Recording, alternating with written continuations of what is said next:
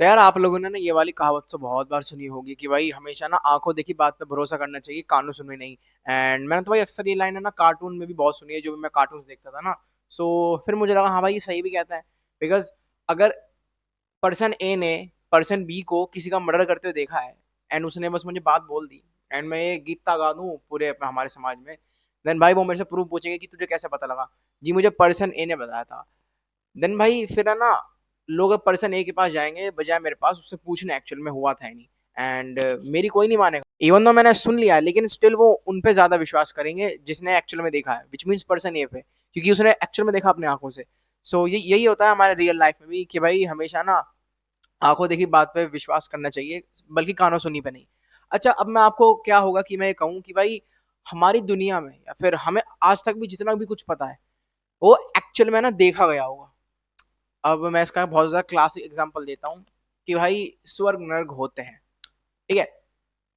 सो ठीक है, हमने सुन लिया कि भाई स्वर्ग और नर्क होते हैं, ठीक है। अब ये हमें पता है एंड ये हमने किताबों में भी लिखे हुए देखा है, ठीक है। जो भी हमारी रिलीजियस बुक्स होती हैं, ये जो भी हॉली बुक्स होती हैं, तो हमने इसमें देखा है लिखे हुए, राइट।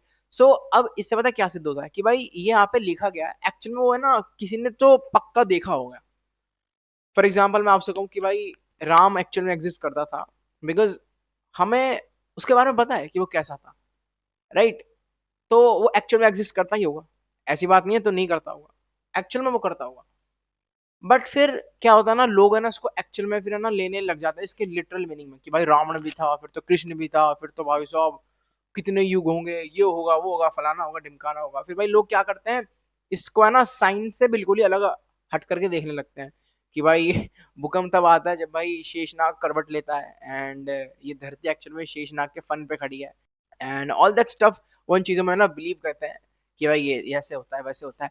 लेकिन अब यहाँ पे मेरे को ना एक छोटा सा न्यूनेंस देना है कि भाई एक्चुअल में एक बहुत छोटा डिफरेंस पता है क्या है, कि एग्जेजरेशन वाली बात फिर यहाँ पे लागू होने लगती है, ठीक है। क्योंकि भाई इवन ध्रुव राठी भी यही बोलते हैं कि भाई extra ordinary claims need extra ordinary proofs, ठीक है। भाई राम आसमान में उड़ के तीर चलाता था जो भाई एकदम डिस्ट्रक्टिव तीर होते थे, तो भाई उसका हमारे पास कोई प्रूफ नहीं है भाई, ठीक है। एंड वो ऊपर से एक एक्स्ट्रा ऑर्डिनरी क्लेम है, सो उसके लिए एक एक्स्ट्रा ऑर्डिनरी प्रूफ लगेगा, ठीक है।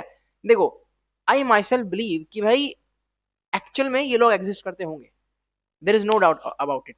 लेकिन मेरे हिसाब से आपको पता है ये जो कहानियां हम सुनते आ रहे हैं, देखो आप लोगों ने एक चीज नोटिस करी होगी, जो भाई तुम है ना अपने दादा और दादी से जो भी है तुम है ना लोड सुनते हो या फिर अपने पापा से, आप देखना उनके अंदर ना ओवर टाइम एक्सेजरेशन आ जाता है।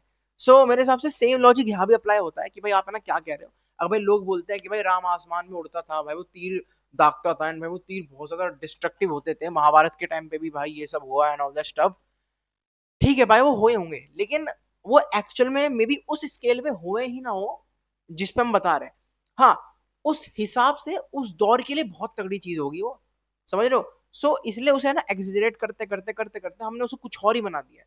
क्या पता अब उसका हमारे पास असली रस बचा ही नहीं है, बिकॉज हमने उसके अंदर इतना पानी मिला दिया, इतना पानी मिला दिया कि वो डाइल्यूट हो चुका है, समझ रहे हो। वाह कितनी अच्छी लाइन कही है। सो ऐसा सब होता है मेरे हिसाब से। देखो इसका मैं आपको एक अच्छा एग्जांपल देता हूँ, आई I मीन mean, इसको है ना इससे रिलेट करके बताता हूँ, ठीक है। हम अभी 2026 में जीते हैं, राइट। तो अब मैं आपको इसका एग्जांपल देता हूँ। सपोज करो आज दुनिया के दो सबसे अमीर साइंटिस्ट लड़ने लग जाए कि भाई कौन सबसे घातक एयरप्लेन बनाएगा एंड भाई दोनों फिर वो उसकी जंग करवाएंगे एंड भाई दोनों ही उसको चला रहे होंगे, देखते हैं कौन जीतेगा कौन मरेगा। तो ये सब होता है, ठीक है। अब मान लो कि ए साइंटिस्ट बी को मार देता है, ठीक है। अब हम पता है इसको कैसे देखेंगे, इवन दो बहुत तगड़ी चीज हो जाएगी हमारे जमाने के लिए भी, ठीक है ना, जो हम 2026 में जी रहे हैं कि भाई एक साइंटिस्ट ने दूसरे को मार दिया, इतनी खतरनाक टेक्नोलॉजी दोनों ने बना, लेकिन एट द एंड एक मर गया, ठीक है। लेकिन वो एक काम बहुत तगड़ा कि भाई एकदम अनबिलीवेबल सा लगे। सो अब क्या होगा, ये जो कहानियां ना पीढ़ी दर पीढ़ी पास होंगी एंड पता नहीं भाई इसका कुछ का क्या बन जाएगा, बिकॉज वी डोंट नो। क्योंकि ये एक ऐसा इंसिडेंट था, ठीक है, जो हुआ है जो भाई बहुत ज्यादा ही रेयर है, मतलब rarest of the rare cases में से ये क्या ये कह लो पहला ही है भाई, बहुत ज्यादा एक्स्ट्राऑर्डिनरी चीज होगी हमारे जमाने में। सो इसलिए अब वो सोचेंगे आने वाली पीढ़ी की भाई ये तो ऐसे हो गया ऐसे हो गया, मतलब वो जो लोर पास ऑन करेंगे उसमें इतनी ज्यादा मिर्च मसाला होगा, उसके अंदर इतना ज्यादा मिर्च मसाला होगा कि भाई कमाल ही हो जाएगा। आप देख कर ना खुद दंग रह जाएंगे कि भाई ये क्या हो रहा है क्या हो रहा है। अगर आप भाई जिंदा रहते हैं मतलब क्योंकि देखो उसके अंदर थोड़ा तो फेर बदलाव आएगा अगर भाई ऐसा इंसिडेंट होता है तो। सो इन माई ओपिनियन देखो, all I am trying to say it in this video कि जो भी हम सुनते हैं या फिर जो भी कुछ भी होता है हमारे आसपास या फिर हमने जिसके बारे में सुना है यार, उसका हमारे पास प्रूव है नहीं, चलो ये तो बात की बात है, ठीक है, साइंस उस चीज को डिनाई करती है, ठीक है, because at this very moment फिलहाल साइंस एक ऐसी चीज है जिसके ऊपर हमें ना भाई ट्रूली भरोसा कर सकते हैं, बिकॉज वो चलती है फैक्ट्स और एविडेंसेस के बेसिस पे, ठीक है, बिकॉज वो टिकी उस चीज के ऊपर है, राइट, क्योंकि विज्ञान एक ऐसी चीज है जिसके ऊपर शायद हम आंख बंद करके भी भरोसा कर सकते हैं, at least that's what I believe, ठीक है। सो चलो एक बार को मान लो कि भाई ये सब चीजें हुई हैं एंड भाई साइंस इस चीज को डिनाई करती है, लेकिन हमने इसको पढ़ा है, ये एक्चुअल में पास ऑन होती जा रही है चीजें। सो मेरे हिसाब से इसका 1% तो हुआ होगा एंड बाकी 99% हो सकता है वो एग्जेजरेशन हो, बिकॉज ये बहुत पुरानी बात है, ठीक है। सो ये हो सकता है भाई। देखो, चाइनीज विस्पर का मतलब ये होता है कि भाई तुम ना किसी एक के कान में बोलते बोलते बोलते बोलते एंड मान लो कि चलो वो एक पर्सन वन है, वो है ना बोलता बोलता 100% तक उसकी बात पहुंचानी होती है, तो आपको क्या लगता है कि जैसा पर्सन ए ने बोला है वैसे ही 100% को पता होगी? नहीं पता होगी, उसके अंदर कितने बदलाव आ गए होंगे। इस चीज को आप ऐसे ही करो रिलेट कि भाई जो भी पहले हुआ होगा, ठीक है भाई, हुआ होगा, उसका 1% हमारे पास है, लेकिन बाकी 99% एग्जेजरेशन ही है, ऐसा मैं मानता हूँ। बिकॉज जो हम देखते हैं वो कहीं ना कहीं तो किसी ना किसी भले पॉइंट लेवल पे हो, लेकिन हुआ जरूर होगा। That's what I at least believe.